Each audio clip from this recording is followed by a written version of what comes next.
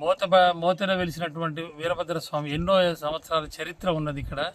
మొన్న భారీ వర్షాలకి గోదావరికి ఒక పక్క భాగం కొంచెం కోతకు గురైంది.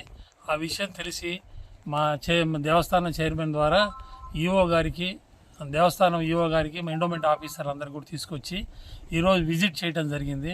వారు కూడా దాన్ని సందర్శించి దానికి కొంచెం భారీగా పెట్టుబడేటువంటి అవకాశం కూడా ఉంది. వీరభద్ర స్వామి ప్రాచీన కాలం నుంచి కూడా 1300 AD నుంచి ఈ యొక్క గుడి ప్రాధాన్యత సంతరించుకొని ఉంది. ఇక్కడ వీరభద్ర స్వామి ఇక్కడ ఉన్న గిరిజన యాత్రులందరికీ కూడా అల్లుడని చెప్పి సంబోధించుకుంటూ వారికి శివరాత్రి నాడు నిత్యం పూజలు చేసుకుంటూ ఉంటారు అందరూ కూడా. అయితే ఈ గుడి అప్పుడు పురావస్తు శాఖ వాళ్ళు దీన్ని సందర్శించి 1300 ADలో కట్టిన గుడి అని చెప్పి వాళ్ళు ధృవీకరించడం జరిగింది. ఇది 25 ఎకరాలు ఉన్న గుడి మొత్తం కూడా. ఈ గుడి కింద ఉన్నది ఆ గుట్ట మొత్తం 25 acres. అది కొద్ది కొద్దిగా కోతకు గురవుకుంటూ ఇప్పుడు అది చాలా తక్కువ ఎకరాల్లో ఉన్నదని అనిపిస్తుంది.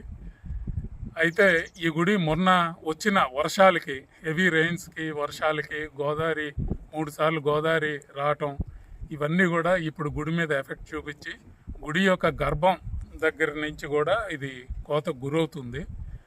ఇప్పుడు కోతకి బాగా గురై ఒక ఏపు మొత్తం ఒరిగే పరిస్థితిలో కనపడుతుంది గుడి కూడా. కాబట్టి మేము ఈ విషయాన్ని ఎండోమెంట్ వాళ్ళకి తెలియజేయగా ఈరోజు ఈఓ గారు వచ్చారు.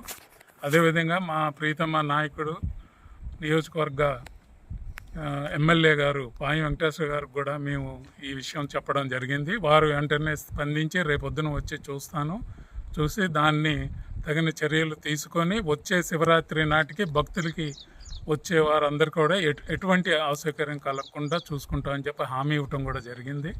ఈ విధంగా వెంకటేశ్వర గారు, పాయం వెంకటేశ్వర గారు, మా ఎమ్మెల్యే గారు స్పందించిన దానికి మేము హర్షం వ్యక్తం చేస్తున్నాం, మా గ్రామ ప్రజలందరూ కూడా.